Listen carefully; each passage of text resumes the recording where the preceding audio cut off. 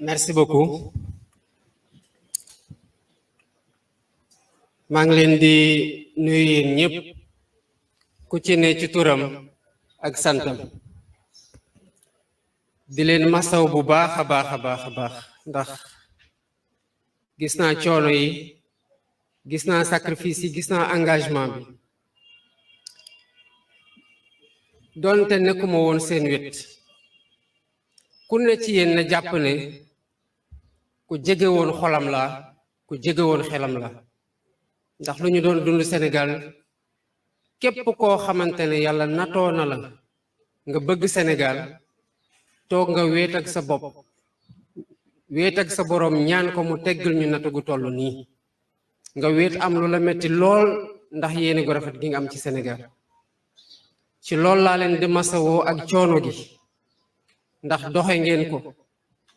waxe ngeen ko jëfe ngeen ko dugal ngeen ci seen alal seen temps seen lépp ba yenn saay sax seen propre sécurité wala seen sécurité njaboot kon may delluwaat rek di leen masaw bu baax a baax di xalaat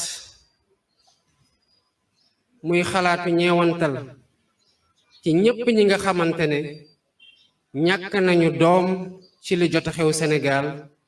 ci at yi ñu weesu wala nga ñàkk ci keneen koo xamante ne sa mbokk la sa xarit la wala sa jegeñaale la quel que soit lien bi nga xamante ne moo leen boole di ñaanal ñi nga xamante ne yàlla woo na leen ñu dem wuy ji seen boroom ci toog bëgg a téye drapeau Sénégal ca kaw mu jaral leen ñii laago ba abadan ñii mënatuñoo dox def dara ñii sangoo suuf loolu moo tax fu ñu nekk nañu leen di fàttaliku ci ñaar li ñu leen mënal benn bi mooy di leen ñaanal ndax loolu rek lañu leen desel waaye nag am na lu ñu ci mën lu am solo mooy bu ñu dee wax ne que votre mort ne restera jamais vaine du dinañ leen fayul wala ñi ko def dinañ fay waaye li ngeen doon xeex pour mu taxaw Sénégal ba seen bakkan rotee ci ñu fësal ko jëmal ko seen gannaaw ba ñeneen duñu am du ko xeex ba xoosu sax di leen ci dal te loolu mooy responsabilité bu ñu boole ñun ñëpp ci projet bi di projet Sénégal parce que c'est le projet d'un Sénégal souverain juste prospère dans une Afrique en progrès te ñun ñëpp loolu moo nekk loo xamante ne mooy yéene gu ñu am ci suñu dëkk gii am ko ci Afrique yàlla may ñu nag une opportunité historique ñu réaliser ko pour génne Sénégal ci guute gi mu nekk mais surtout inspirer l'Afrique et le monde ku gis bi président Macky Sall reporté élection yi ni àdduna yépp waxee nga xam ne ñun sénégalais yi le peuple sénégalais responsabilité bu mag la am ci nu muy inspirer ci nu mu doon inspirer l'Afrique war ko continuer di ko inspirer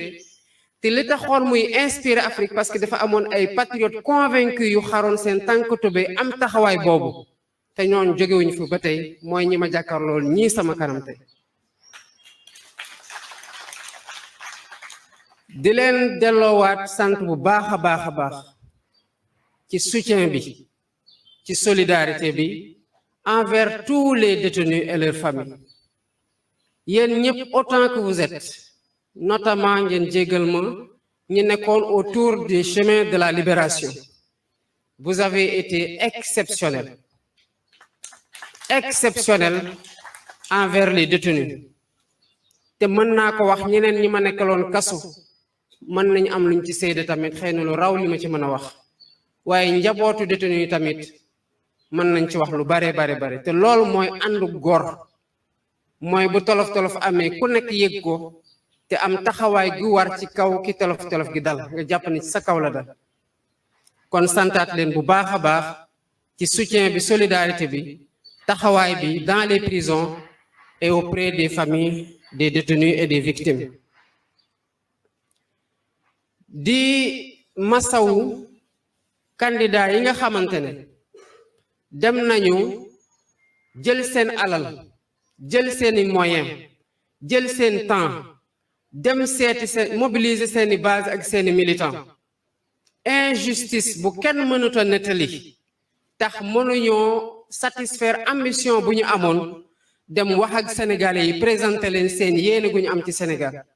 te mu doon ñoo xamante ne koo ci taxawal xam nga ne yelloo na nekk président de la République ci dëkk bi wala tout au moins mu dem sénégalais yi évaluer ko sanctionné ko ci lu muy toog guddeeg bëccëg di xalaat di xeltu pour lu jëmale Sénégal ci kanam ñu ngi leen di masaw bu baax a baax candidat recalé yi di delluwaat sant ñépp ñi nga xamante ne dugg nañu ci coalition Diomaye président ñi nga xamante ne jot nañ ma jiitu ci wax ji muy les doyennes présidente Aïda Mbodj ak présidente Mimi Touré ak président Moustapha Guirassy wax nañu ko ñu bari ci yéen xëy na tey laa leen di door a gis ñu bari ci leen ndax sax nuyoo guma leen ndax bi ma ñëwee di nuyu am na ñoo xamante ne egsee guñu kon am na loo xamante ne moo ñu fédéré mais loolu mooy lan mooy bi ma directeur de campagne Moustapha Guirassy ñëwee seet si kaso dama ko ne président je vous fais confiance ci élaboration directoire de campagne bi li ma proposé woon c'était pour que ñu am un début de réflexion parce que xamuma lan ngeen yore ci fi ngeen nekk te xamuma ku ne lan nga mën a apporter mais foog ñu déparé dara waaye len rek laa leen di ñaaxe mooy liggéey leen dans la cohésion mais liggéey leen surtout en recherchant obstinément l'efficacité électorale parce qu'en fin de compte au soir du 24 il y aura un victorieux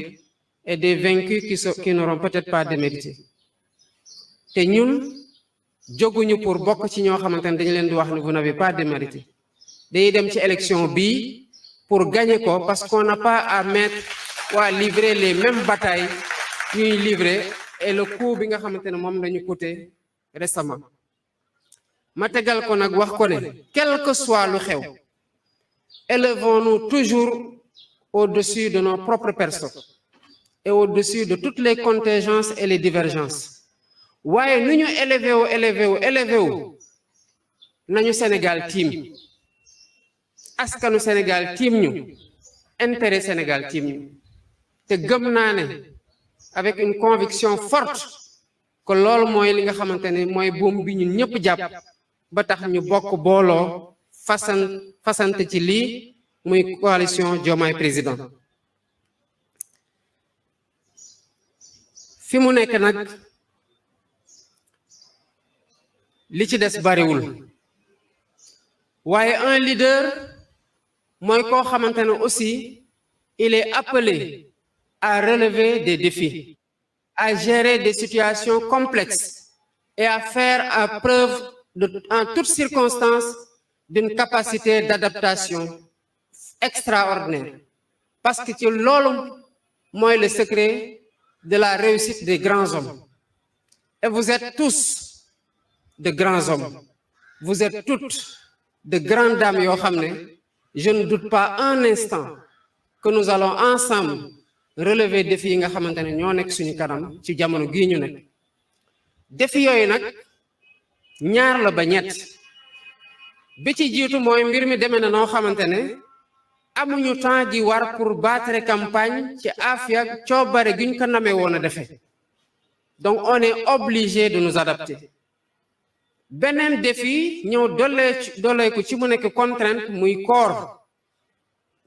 nekk ci période tàngoor ñu war a dugg à l'intérieur du pays où elle fera encore beaucoup plus chaud mais défi boobu tamit comme beneen défi bi dañ ko bokk ak ñeneen ñi nga xamante ne tamit ñoo nekk présentement sur le terrain ñuy xëccoog ñoom lii di élection présidentielle 2024 mais je vous fais totalement confiance je fais totalement confiance à notre engagement ñun ñëpp à notre dévouement à cette cause et à notre abnégation pour ñu matal li nga xamante ne moom moo ci des ni ko coordonnatrice bi doon waxee sànq superviseur général bi une élection n'est jamais gagnée d'avance noo am yaakaar googu daf la war a tax lépp loo am lépp loo mën ak loo mënul nga def ko ci pour bana am benn yoon fooy roccoo lu tax defoo plus que ce que tu aurais pu faire ou ce que tu aurais dû faire beneen bi mooy beneen contrainte bu ñu bokk ak ñu bari mooy les contraintes matérielles et financières moyens yi forcément dina manquer mais c'est là aussi où je fais confiance au génie de chacun parce que le génie, pour reprendre la formule de l'autre, c'est faire des résultats extraordinaires avec des moyens limités. On va devoir faire preuve de ça et on fera preuve de ça pour arriver au résultat que nous avons convoité. Di ñaan ku ne ci ñun nag bu jafe-jafe amee bu xiif amee ci njoobeen ci ñi sant Baaji ak sama nijaay yi sant Diouf yenn saa yi xol yi mën na gaaw a tàng ci divergence yu normal ci gis-gis yu waroo ci coono goo xamante ne day waral énervement mais sachons faire preuve de résilience dans l'épreuve et sachons faire preuve de compréhension mutuelle et de tolérance mutuelle. Ci weeru koor lañ nekk le contexte se prête à beaucoup d'énervement parce que xiif moom gis ngeen ko ci circulation bi ak lu mu àndal ak mar coono wax noppi bu fekkee ne nag li nga nama def ak yéene gi nga ci am na loo xamante ne sooxe na ci ay moyens loolu rek moo mën a nekk lu koy matal waaye gëm naa ne li nga xamante ne mooy suñu ligne de mire di suñu rétroviseur ñu koy woowee le projet te muy doon Sénégal mooy ñuy soññ tout le temps di ñu aider à ce que ñu am cet esprit de dépassement pour rechercher toujours le point de convergence bu ñuy tax ñu am des compromis dynamiques qui nous permettent d'avancer vers le résultat victorieux auquel nous aspirons tous. maa ngi leen di wax sama gëm-gëm ne élection bii dañ koy gagner inch'Allah au premier tour. gëm-gëm googu laa fekk ci yéen ndax xaaru leen leader gi xaaru leen candidat bi yéen a ngi ci béy seen waar guddeeg bëccëg suba ak ngoon gis naa seen coono te loolu gëm-gëm googu la àndal c'est la foi en un projet la foi à cette victoire bi nga xamante ne moom la ñuy convoiter te les signaux en tout cas de ce que j'ai pu observer de fi ma nekk de fi ma jaar démb de la lecture que j'ai avec le recul du prisonnier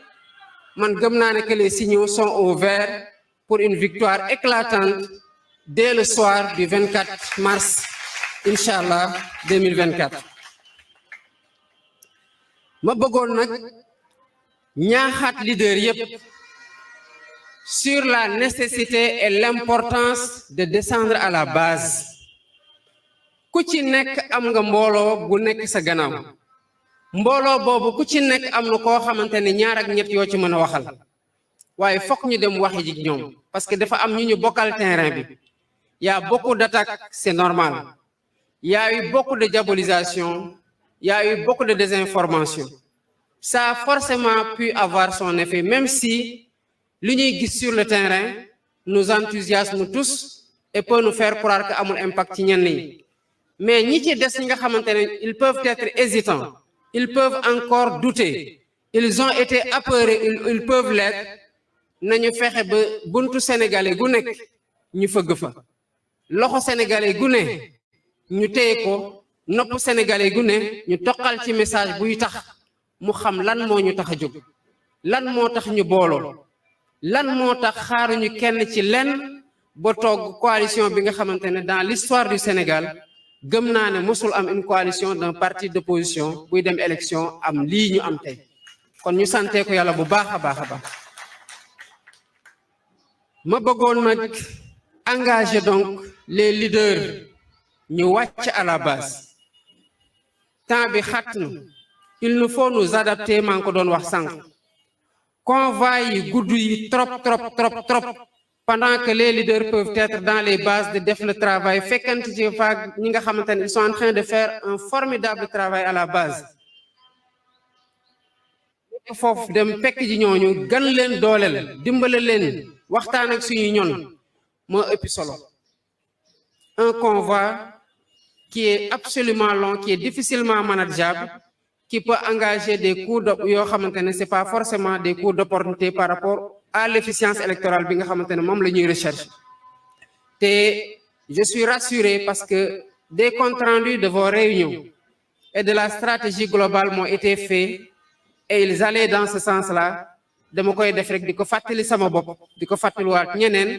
sur l'importance ci dernier virage bi ñu déssé qu'on donne tout bi nga xamantene mën nañ ko ci def pour ñu bañ réccu lenn parce que Sénégal mérité nañu ëpp loolu te ñun paré nañ pour jox ko lu ëpp loolu mu bëgg nak delluwaat ci directeur de campagne bi président Guirassy bi nga ñëwé seet si ma kaso demale na yow directeur de campagne nga ñaari yoon parce que bima ci waxtane ak président Sonko def ma né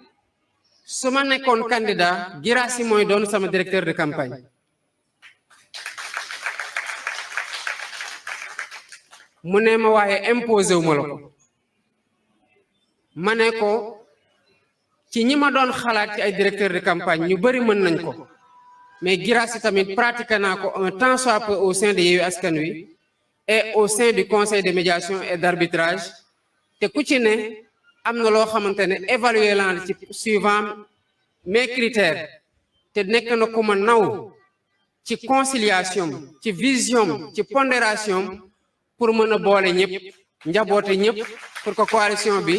mën a dox nu mu war a doxee kon seede yi ñu def ci yow ci ni nga téye mbir mi ànd ceeg waa Pastef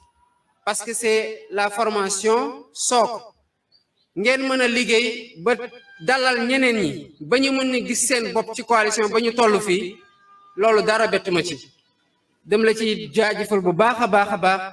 te di la ñaanal ni may ñaanale ñëpp yàlla continue may tal ak fekk ak wérgu yaram ba li ci des ñu mën ko matal incha allah rabbi ak ndam gi ñu ñaan yàlla te di ko sabablu bu baax a baax ma bëgg a jeexalee nag ci président Ousmane Sonko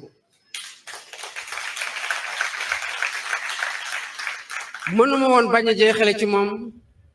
parce que dafa am loo xamante ne foog ma wax ko seen kanam yéen leaders yi ngeen am la primeur de cette information là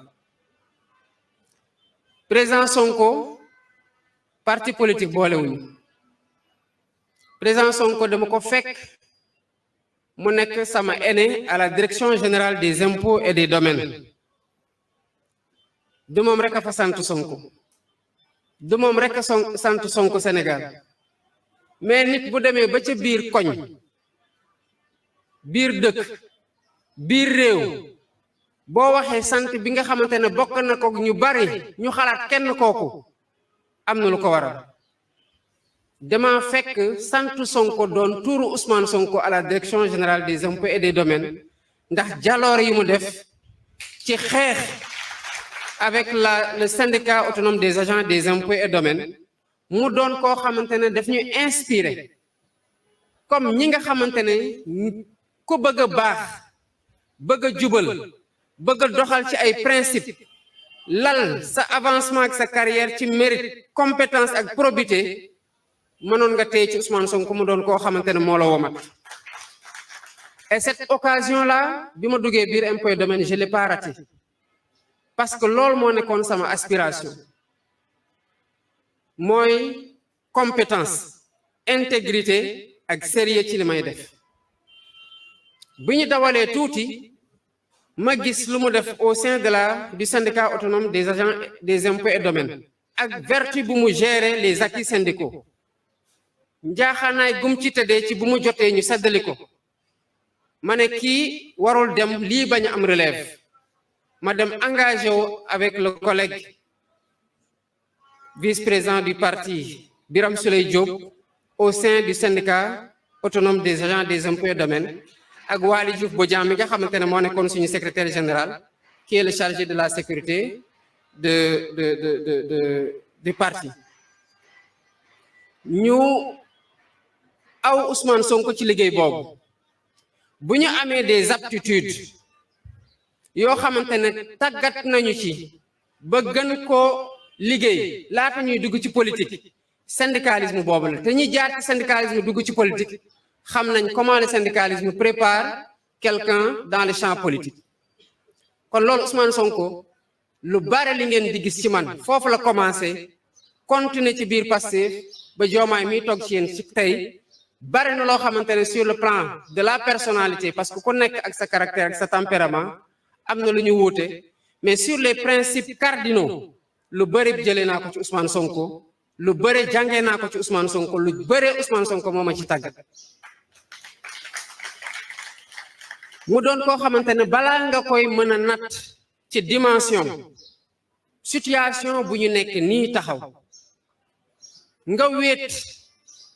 ba xëy na sa xel sax ci ni ngay jàngatee événement bi par manque d'information nga mën a am jiixi jaaxa nga toogaat ak moom nga mën a xam ne waa ji fi nga ko bàyyi woon noo dem nu mu yàgg ak nu mu sori boo demee fekkaat ko mu sooklewu sur les mêmes principes directeurs et sur les mêmes valeurs cardinales yi nga xamante ne ñoo nekk le moteur de son engagement politique may baaxee rek ñi nga xamante ne xëy na bokkuñu Pastef wala nekkuñu woon ci benn niveau bi ci Pastef le 7 janvier 2023 dañu amoon une réunion d'évaluation au sein de Pastef sur la stratégie et sur les perspectives ci élection présidentielle 2024 bu ñu doon jublu à 1 an avant l'échéance ñu woo suñu coordonnateurs départementaux yépp biir Sénégal ak bureau politique bi ak mouvement yi ñu ñëw comme ni ngeen ko xamee ñu bëri dañoo ñëw fanaan si ñu bëri jël horaire fajar déplacé wu ñëw ba Dakar vers 8h 9h may waaj ñu woo ma nee ma sama grande sœur dafa décédé ma ne su ma informé heure bi waa parti bi mën na am ñu bëgg a fomm réunion bi te dafa am ñu jóge fu sori man noppi ba bi may romb siège ba mu wóor ma ne commencé ñu ngi waaj a commencé ma ne Ousmane maa ngi nii dem ci dëj sama grande sœur mu la waxoon dafa feebar ba ñu hospitalisé ko yàlla def ko moom ma ne ko mais continuer leen kon réunion boobu du réunion bi ma fekkee 7 janvier 2023 ñi bokk ci Pastef mën nañu ma seede que c'était la première fois président Ousmane Sonko ñëw ci réunion ne dañuy poser la situation du plan B parce que ci projet lañ nekk ñi ñu jàmmar lool mën na am duñu taxaw ci lu ñu nekk te waruñu ñoo bett parce que projet bi ça n'a jamais une histoire de personne mais une histoire de projet. N'est-ce pas lui qui disait que le Sénégal n'a pas besoin de héros ni de messie, mais d'une masse critique de citoyens qui sont conscients des enjeux. Ma yokkaloon ko ci ne et qui ont le courage d'agir. mooy ñii ma jàkkaarlool tey. kon Ousmane mosul nekk ci logique wu après moi c'est le désert. Sans moi il y a personne. Ce qui a perdu beaucoup de formations politiques en 2019 et qui en a perdu de plus expérimentés que nous en 2024. Balaay élimination di am ci la def vidéo préparer stratégie boobu ñu ngi koy tere mu wax ci waaye continuer ci di ci xalaat parce que ñun parti bi mettre nañ ko en minorité ci démocratie interne parti bi. tënku na ci lu ñu wax mooy waxtaanu ci point bi parce que buñ ci waxtaanee mën na encourager le cas d'en face à s'obstiner vers la liquidation d'un adversaire politique et il y a pas de raison que ñu koy encourager ci loolu ni implicitement ni explicitement loolu moo taxoon ñu bañ ci waxtaan mais mu continuer xalaat ne projet bi dépassé na ko te képp ku nekk Pastef ci loolu la la tàggat ci loolu la lay yar ci biir parti bi te toutes les fois qu'il a été question mu jël une décision majeure à des moments critiques loolu moo nekk sa boussole boo xamante ne ci la jëlee décision barki dem rek dañoo toog ñu may ñu gisee ci kaso bi ñu waxtaan bu yàgg mu ne ma Diomaye politique bi particulièrement projet Pastef jaamu yàlla laa ko def sama diggante ak sama borom seetuma ci xarit seetuma ci frère wala sœur de parti seetuma ci rak seetuma ci waajur seetuma ci doom lépp li ma ci def sama borom bi laa koy seede waaye projet bi laa koy nattee ndax ci intérêt projet bi laa ko def wala def ma ko ci intérêt projet bi te loolu moo tax tey Bassirou Diomaye Faye nekk candidat ba ñi nekkoon membre ci coalition Sonko président nekkoon ci leader autour du candidat Ousmane Sonko continuer dëgëral loolu ba basculer ko vers la continuité du projet ba ñeneen ñëw fekk si ñu ci parce que xam nañu ci lu ñu nekk nii Sénégal rek moo ñu tax a jóg te ñu doon ay jàmbaar ci fi ñu nekkoon nekk ñoo xamante ne yàgg nañoo distingué wu ci fi ñu nekkoon ba ñëw tey ñu fekkanteeg ñoom ma ko doon wax au président Babacar Diop bu ñu gisee ci prison Cap Manuel ma ne ko suñu génération te quand je parle de génération du génération d'âge dafa mën a am rek du 109 mais c'est une génération de conscience parce que li ñu porte nii depuis avant les indépendances ay sénégalais porte nañ ko avant nous et après nous ay nit dinañ ko porter dafa mel ni rek diine la révélation elle est unique mais dafa am ay plusieurs porteurs dans le temps quel que soit le prophète te loolu moo tax ba ku ci mujjee bi daf leen wax ne gëm leen ñi weesu ngeen gëm seen livre yi nga xamante ne moom lañ leen yónnee te lu ñu mën a jàngal nit ki mooy yàlla kenn la moom lañ war a jaamu moom la ñu war a ragal kon génération de conscience bi may wax nii ñi ko porté woon bien avant di xeex pour Sénégal am indépendance am ñu koy xeex di ko xeex dans le parti dans l'opposition jël pouvoir di ko xeex au sein de l'opposition par des principes moo continuer tey kon génération boobu nag dafa am une responsabilité historique pour parachever enfin et l'opportunité se présente comme jamais par le passé pour que li nga xamante ne bëgg nañ ko concrétiser ñu mën ko concrétiser mooy le rêve que nous partageons et que nous portons tous d'un Sénégal souverain juste prospère dans une Afrique en progrès.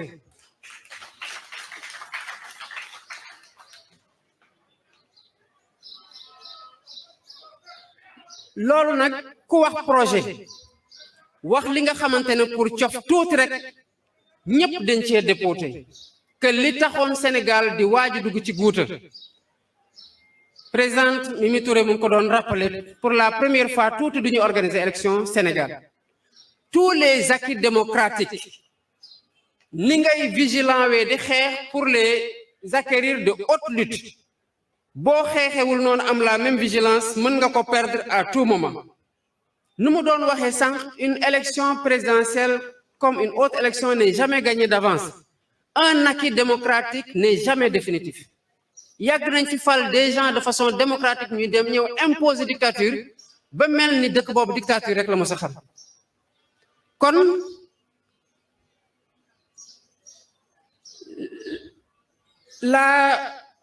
l'hypertrophie des pouvoirs présidentiels bi nga xamante ne li xaw yépp moo ko waral li ñu doon xeex yépp looloo ko waral